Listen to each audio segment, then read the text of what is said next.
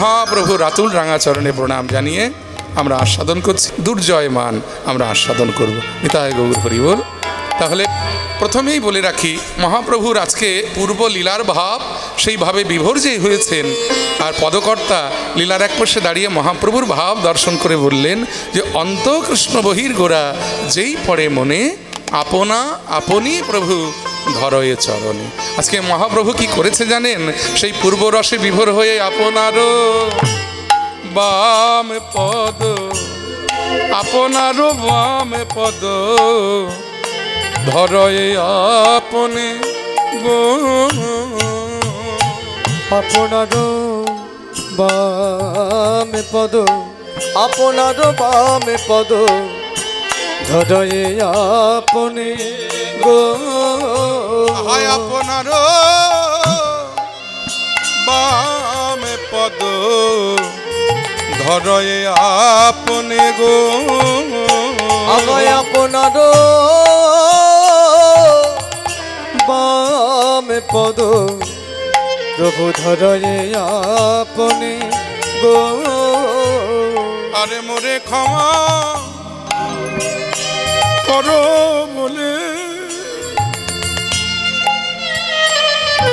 ওই মোরে ক্ষমা করো বলে প্রভু কাঁদে ঘনে ঘনে গো, মোরে ক্ষমা করো বলে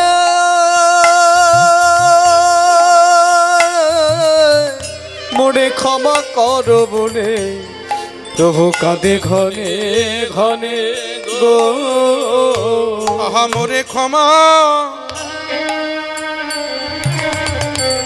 করো বলে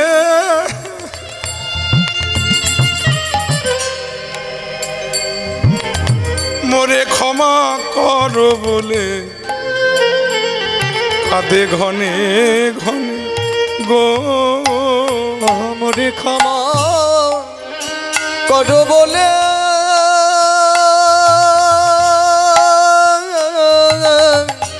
মোরে ক্ষমা করো বলে প্রভু কাঁদে ঘনে ঘনে গো, বলে আমায় ক্ষমা করো হে, আমায় ক্ষমা করো হে, আমায় ক্ষমা করো, আমায় ক্ষমা করো হে, আমি ওই চরণে অপরাধী ক্ষমা করো হে, আমি ওই চরণে অপরাধী ক্ষমা করো হে, আমি ওই চরণে অপরাধী,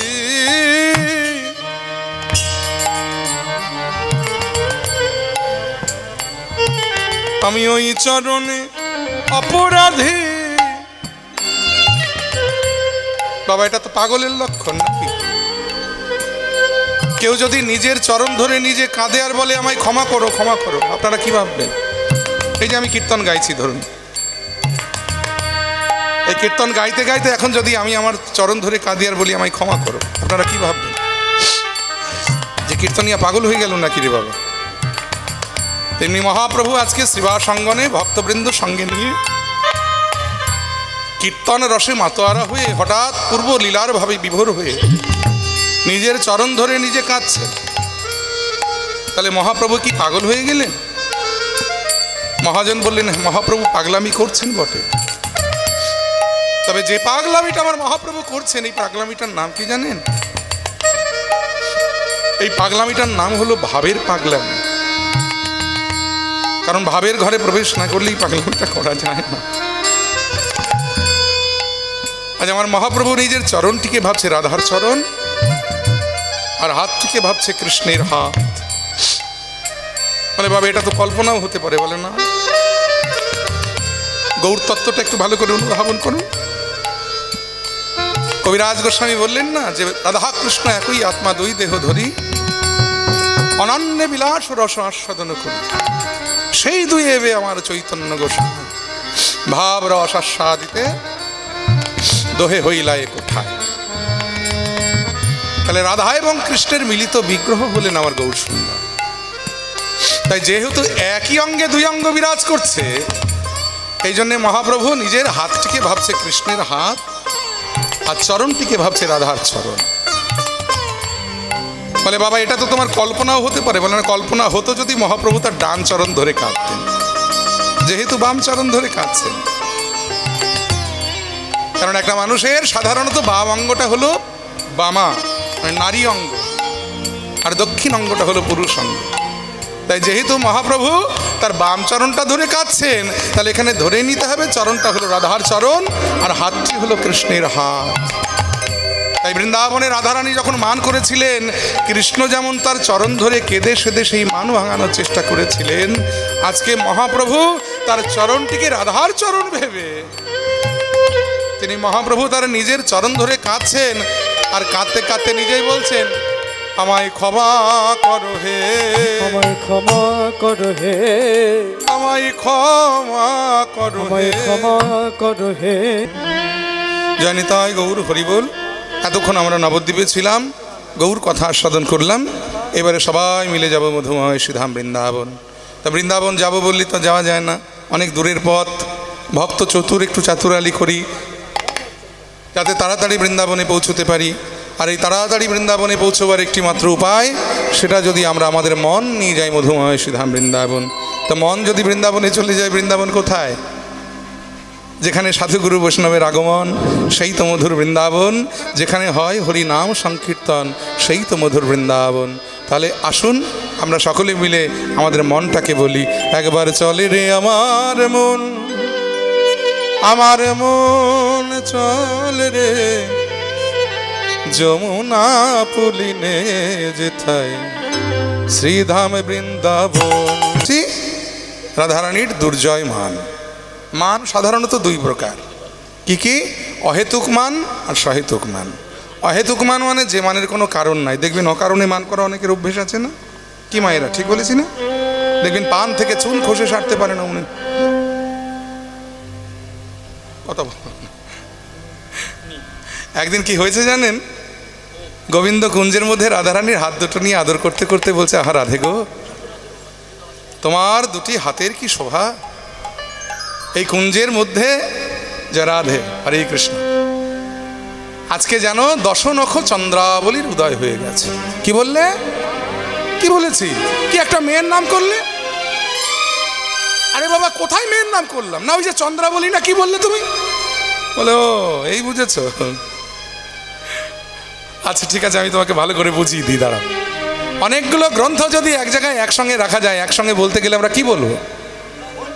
গ্রন্থাবলী। অনেকগুলো পদ যদি এক জায়গায় একসঙ্গে থাকে, একসাথে বলতে গেলে কি বলবো? পদাবলী। তেমনি অনেকগুলো চাঁদ যদি এক জায়গায় একসঙ্গে থাকে, একসাথে বলতে গেলে কি বলবো? চন্দ্রাবলী। তোমার দুটি হাতের এই যে 10টি নখ, শোভা দেখে মনে হচ্ছে একসঙ্গে যেন কুঞ্জের মধ্যে 10খানা চাঁদ উদয় হয়ে গেছে। তাই বললাম যে তোমার করকমলের দশনখ চন্দ্রাবলীর কি শোভা। আর তুমি ভাবছো আমি ওই মেয়েটার নাম করেছি। বলে ও ওই মেয়েটার নাম করনি? তাহলে ঠিক আছে। এই দেখুন, মান হলো, আবার কিন্তু ভেঙেও গেল। এটা হলো অহেতুক মান। আরেকটা মান যেটার নাম হলো সহেতুক মান, অর্থাৎ যে মানের গভীর কোনো কারণ আছে। এই যে মানটা আজকে রাধারানী করেছেন, এই মানটা কিন্তু গভীর কারণযুক্ত মান। ভাই একটু একটু ওয়েট করুন, একটু বেশ বাড়াও একটু। জানি তাই, হরে কৃষ্ণ। তাহলে এটা কিন্তু সহেতুক মান। কারণ গত নিশীতে রাধার কুঞ্জে কৃষ্ণের আসার কথা ছিল। কৃষ্ণচন্দ্র সংকেত করে বলেছিলেন না যে একদিন বড় নাগর শেখর কদম্ব তরু আতলে বৃষভানুসুতে সখী গণসতে যাইতে যমুনা জলে। রসিক নাগর রসেরও শেখর উপনীত সেই কালে শির পরশিয়া বচনেরও ছলে সংকেত করিল তাতে। অর্থাৎ গোবিন্দ মাথায় হাত রেখে রাধারানীর পানে সংকেত করেছিলেন। অব্যক্ত কথা, দেখবেন কথা না বলেও কিছু বলা যায়। কিছু কথা আছে মুখে বলার দরকার হয় না, ইশারাতে বুঝিয়ে দেওয়া যায়, তাই না? এটাকে বলা হয় ইশারা বা ইঙ্গিত। তেমনি গোবিন্দ মাথায় হাত রেখে রাধারানীকে ইঙ্গিত করেছিলেন যে কেশর কুঞ্জে, যেহেতু মাথার ওপরে চুল থাকে, চুলের ভালো নাম হলো কেশ, সেই কেশ দিয়ে যে কুঞ্জ বৃন্দাবনে তার নাম হলো কেশর কুঞ্জ। সেই কেশর কুঞ্জে আমার গোবিন্দ অভিসার করবেন বলে মাথায় হাত রেখে সংকেত করেছিলেন। আর ওই ছন সংকেত ভাবিয়া রায় সব সখীগণ বদনে চায়, সবার সব সখীগণের বদন পানে চেয়ে তাদের সঙ্গে কথোপকথন করে আলোচনা করে আমার রাধারানী তার সখীদেরকে সঙ্গে নিয়ে কৃষ্ণ সেবা করবার জন্যে বৃন্দাবনের বনে কেশর কুঞ্জে এসে উপস্থিত হয়েছে। কুঞ্জ সাজিয়ে প্রতীক্ষা করে বসে আছেন, এই বুঝি তার প্রাণনাথ আসছে। সারা নিশি উৎকণ্ঠা নিয়ে বসে রইলেন, কিন্তু গোবিন্দের দেখা নাই। সকালবেলায় এসেছে রাধার কুঞ্জে, আর এসে কি অবস্থা সে তো আপনারা শুনলেন একটু আগে। রাধার কুঞ্জে যে এসেছেন, প্রথমেই রাধারানী বলরাম ভ্রমে মাথায় বড় করে ঘোমটা দিয়ে ললিতাকে বললেন, ললিতা একটা আসন পেতে দে। এখন গোবিন্দ মনে মনে চিন্তা করছে, রে বাবা, সারা নিশি বঞ্চনা করে সকালবেলা এলাম, ভাবলাম বোধহয় কপালে উত্তম মাধ্যম আছে, কিন্তু কি খাতির যত্নের অভাব নেই। হ্যাঁ, কি হবে, কথা নেই বার্তা নেই, এত খাতির যত্ন পরে যে কপালে কি আছে রে বাবা। এই বলে ভগবান ভয়ে ভয়ে বসেছেন বটে, আর যেই গোবিন্দ বসেছেন অমনি রোহিণীক মঙ্গল লহু লহু পুছ হই, মানে রাধারানী ওই ঘোমটার আড়াল থেকে গোবিন্দের পানে না চেয়ে তিনি ঘোমটার আড়াল থেকে প্রশ্ন ছুড়ে দিলেন যে রোহিণী মা ভালো আছে তো? ভগবান চিন্তা করছে যে সকালবেলা আমি এলাম, কোথায় আমার মায়ের কথা জিজ্ঞেস করবে, কারণ আমার মা তো যশোদা, রোহিণী তো আমার জ্যাঠাই মা, বলাই দাদার মা। তা দাদার মায়ের কথা মানে আমার জ্যাঠাই মার কথা জিজ্ঞেস করছে কেন? তাহলে কি আমায় চিনতে পারেনি? ভগবান তখন বললেন যে এই যে রাধে, তুমি কি আমায় চিনতে পারোনি? আরে তুমি রোহিণী মায়ের মঙ্গল মানে জ্যাঠাই মার মঙ্গল কথা তুমি জিজ্ঞেস করছো, মানে সে তো আমার জেঠিমা হয়, আমার জ্যাঠাই মা হয়, বলাই দাদার মা। আমার মা তো যশোদা, কোথায় আমি এলাম তুমি আমার মায়ের কথা জিজ্ঞেস করবে? রাধারানী অমনি সঙ্গে সঙ্গে ঘোমটা ফেলে দিয়ে বলে, ও তুমি? আমি তো ভাবলাম বুঝি বলাই দাদা এসেছে। বলে কেন, হঠাৎ আমাকে দেখে তোমার বলাই দাদা কেন মানে হলো? বলে না, হবে না, তুমি কালো ছিলে, হঠাৎ ফর্সা হয়ে গেছো, জীবনে কোনোদিন পিতবসন ছাড়া নীল অন্য কোনো বসন পরো নয়, আজকে তুমি নীল বসন পরেছো। নীল বসন তো বলাই দাদা পরে, বলাই দাদা কালো নয়, সে তো ফর্সা। তোমাকে দেখে তো প্রথমে বলাই দাদাই মনে হয়েছে। তো যাকে তুমি যখন এসেছো ভালোই হয়েছে, বসো বসো বসো। আমার কি সৌভাগ্য যে ভালো হইল, আরে বধূ আইলা সকালে, প্রভাতে হেরিলাম মুখ দিন যাবে ভালে। সকালবেলা আমার কুঞ্জে তুমি এসেছো, আমার বোধহয় দিন বড় ভালো যাবে বধূ। হ্যাঁ, নিশি যেমন যাক না কেন, দিন আমার বড় ভালো যাবে। তা আমার দিন না হয় ভালো যাবে, সে না হয় হলো, কিন্তু তোমার বলিহারি যায়। তুমি কি করে পারলে বলো দেখি? বধূ তোমার বলিহারি যায়, ফিরিয়া দাঁড়াও হে বধূ, তোমার চাঁদ মুখ চায়। এ কি গো, এমন করে তোমায় কে সাজিয়েছে? কপালে সিঁদুরের ফোঁটা কেন? ভগবান চিন্তা করলো, সর্বনাশ, ধরা পড়ে গেলাম তো। কারণ তাড়াহুড়ো করে আসতে গিয়ে চন্দ্রাবলীর ভোগ চিহ্ন যে মুছতেই ভুলে গেছি, সেটা তো আমার খেয়াল নেই। কিন্তু চতুরের শিরোমণি বুদ্ধি জোগানো ছিল, সঙ্গে সঙ্গে বুদ্ধি বার করে ফেললেন। বলে আসলে কি হয়েছে জানো রাধে, ওই যে তুমি যে নীল বসন দেখে আমায় সন্দেহ করছো, গত রাত্রিতে আমি আর বলাই দাদা এক ঘরে এক কক্ষে শয়ন করেছিলাম, এক শয্যায় শয়ন করেছিলাম। তা তুমি তো জানো যে আমি পিত বসন পরি, দাদা নীল বসন পরে, কিন্তু তাড়াহুড়ো করে অন্ধকারে তোমার কাছে আসতে গিয়ে ভুল করে আমার বসন ভুলে দাদার নীল বসনটা পরে ফেলেছি। আর কপালে সিঁদুর, ওটা অন্য কিছু নয়। আসার সময় বনের পথের ধারে দেখলাম মা চণ্ডীর মন্দির, তা ভাবলাম একটা শুভ কাজে যাচ্ছি, মাকে একটা প্রণাম করে যাই। তখন আমি মায়ের মন্দিরে প্রণাম করতে গিয়ে আমি তো আর জানতাম না যে চণ্ডী মায়ের চাতালে, মন্দিরের চাতালে ওই প্রসাদী সিঁদুরগুলো পড়েছিল। সেই সিঁদুরগুলো কপালে লেগে গেছে, যাদেরকে ভাবছো কেউ বুঝি আমায় ঘটা করে সিঁদুর পরিয়ে দিয়েছে। বলে ও, সে না হয় হলো, কিন্তু বক্ষে নখের আঁচড় কেন? বলে ওই জন্যই তো আসতে দেরি হলো। বলে কেন কেন? না, সে এক দুর্বিষহ ঘটনা, শুনলে তুমিও একেবারে অবাক হয়ে যাবে। বলে কেন, কি হয়েছিল? বলে গত রাত্রিতে আমার সঙ্গে কি হয়েছিল জানো? অন্ধকারে বনের মধ্যে পথ হারিয়ে ফেলেছিলাম, আর পথ হারিয়ে বিরাট এক কণ্টকাকীর্ণ বনে প্রবেশ করেছিলাম। আর সেই কাটার বনে যেই প্রবেশ করেছি, কাটার আঘাতে আমার অঙ্গ ক্ষতবিক্ষত হয়ে গেছে। যা দেখে ভাবছো কেউ বুঝি আমায় ঘটা করে নখের আঁচড় দিয়েছে, কঙ্কন দিয়ে ক্ষত দিয়েছে। আসলে ওগুলো হলো কাটার ক্ষত, কাটার আঘাত। এই কোনো রকমে বুঝিয়ে সুঝিয়ে পথে এনেছেন। এমন সময় একটা দুর্ঘটনা ঘটে গেল, কি জানেন? জ্বলন্ত আগুনে ঘি পড়ে গেল। আগুনে ঘি পড়লে কি হয়? হ্যাঁ, সব সময় শুধু উল্টো পাল্টো বলে। আগুনে ঘি পড়লে আগুন দাও দাও করে জ্বলে। একে রাধারানীর হৃদয় কাষ্ঠটা সারা নিশি কৃষ্ণ অদর্শনে শুকিয়েছিল। সকালবেলা কৃষ্ণ দর্শন, সেই শুকনো কাঠে আগুন জ্বলে উঠেছে। আর সেই আগুনে ঘি দিতে এলেন কে জানেন? চন্দ্রাবলীর দাসী পদ্মা। আর একটা কথা বলি, কিছু মনে করবেন না মায়েরা, দেখবেন যে মেয়ে খুব ঝগড়ুটে হয় তাদের মুখে কিছু বলার দরকার নেই, কিছু অঙ্গভঙ্গি প্রকাশ করলে বোঝা যায় যে ঝগড়া করতে এসেছে। হরিবল। পদ্মা গোবিন্দের পিছনে এসে দাঁড়িয়ে উনি নানান রকম অঙ্গভঙ্গি করছে। আর যেই গোবিন্দের বলা শেষ হয়েছে, পদ্মা চিৎকার করে ডেকে বলে, যে ও গোবিন্দ। গলাটা তো ভগবানের চেনা। সঙ্গে সঙ্গে বদন ফিরিয়ে পেছন দিকে তাকিয়ে দেখে পদ্মা দাঁড়িয়ে আছে। মনে মনে চিন্তা করছে, এটা আবার এখানে কেন রে বাবা? এ তোমার হাড়ির খবর জানি, এক্ষুনি যদি ভাস করে দেয় সব সর্বনাশ হয়ে যাবে। বলে, পদ্মা তুমি আমায় ডাকছো কেন? বলে, ডাকি কি আর সাধে গো, তুমি ডাকতে বাধ্য করো। বলে, কেন, আমি এবার তোমার কি করলাম? বলে, এতকাল জানতাম তুমি এর ওর ঘরে ঢুকে একটু একটু ননি টনি চুরি করে খাও, এই বদ অভ্যাস তোমার আছে, কিন্তু আজকাল আবার সোনা গয়না চুরি করতে শিখেছো তো জানতাম না। বলে, কি? যত বড় মুখ নয় তত বড় কথা, তোমার স্পর্ধা কম নয়, তুমি আমায় চোর বলছো? এই যে গলাটা নামিয়ে কথা বল, তোমার এত উঁচু গলা মানায় না, দেবো নাকি হাটে হাড়ি ভেঙে? কি বলতে চাইছো তুমি?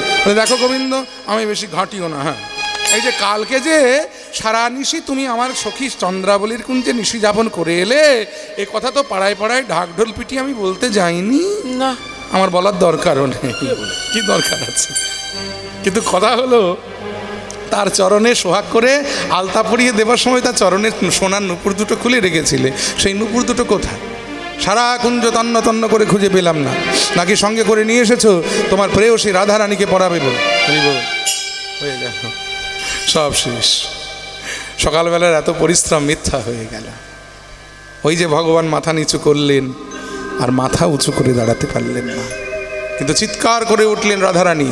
চিৎকার করে বলে, পদ্মা, তোর এত বড় স্পর্ধা, তুই আমার সম্মুখে দাঁড়িয়ে, আমার কুঞ্জে দাঁড়িয়ে আমার বধূকে তুই চোর বলছিস? দূর হয়ে যাও আমার সম্মুখে। পদ্মা বলছে, ওই যে প্রবাদে বলে না যে চোরের মায়ের আবার বড় গলা, চোরকে চোর বলছি, খুব তোর গায়ে ফোসকা পড়েছে নাকি রে রাধারানী? চুপ কর, দোহাই পদ্মা, তুই চুপ, চুপ। আমি আর সহ্য করতে পারছি না রে পদ্মা। পদ্মা রে, কটা নুপুর হারিয়েছে তোদের চন্দ্রাবলী। আমি বিশ্বভানু রাজকন্যা, আমার ঘরে মনির সম্পত্তির অভাব নাই, আমি সব খুলে দেব, যত নুপুর লাগে তুই নিয়ে যা, কিন্তু দোহাই পদ্মা তোর পায়ে পড়ি, তুই আমায় বধূকে চোর বলিস না, তুই আমার বধূকে চোর বলিস না। পদ্মা বলে, ঠিক আছে ঠিক আছে, আমি এখন যাচ্ছি, তবে ওই নুপুর যদি না পাই না, তাহলে তোমার একদিনকে আমার একদিন দেখিয়ে দেবো গোবিন্দ। এই পদ্মা চলে গেলেন, আর যত রাগে গিয়ে পড়লো রাধারানীর ওই গোবিন্দের উপরে। ছি ছি ছি ছি ছি, ছি প্রাণনাথ, ছি। সারা নিশি আমায় বঞ্চনা করে চন্দ্রাবলীর কুঞ্জে নিশি যাপন করে প্রভাতকালে আমার কুঞ্জে এতগুলো মিথ্যা কথা তুমি আমায় বলতে পারলে? ললিতা, ওরে অভিষেক বল, এই শট, এই কপট, এই নিষ্ঠুর, এই হৃদয়হীনটার বদন আমি আর দেখতে চাই না। ওকে এক্ষুনি আমার কুঞ্জ থেকে চলে যেতে বল। কৃষ্ণবদন দেখবেন না বলে বৃন্দাবনের করুণাময়ী, বৃন্দাবনের দয়াময়ী প্রেমময়ী আমার রাধা ঠাকুরানী তিনি মান মঞ্চে প্রবিষ্টা হলেন, মান করে বসলেন। কিবা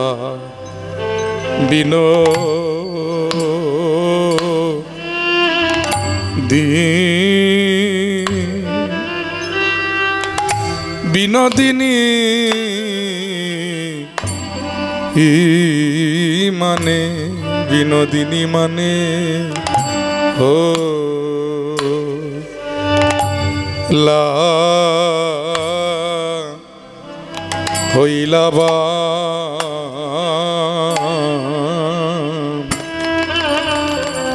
তাদের দেখি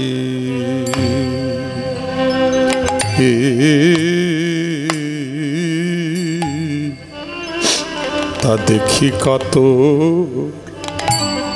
নাগর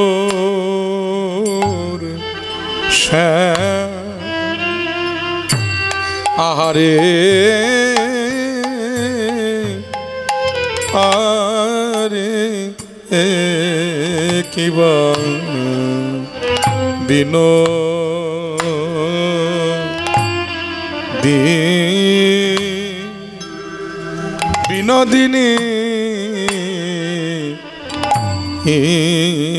মানে ধনী আমার ধনী মা কো রে বৈঠ লো রে ধনী মা তাই গৌর হরি বল রে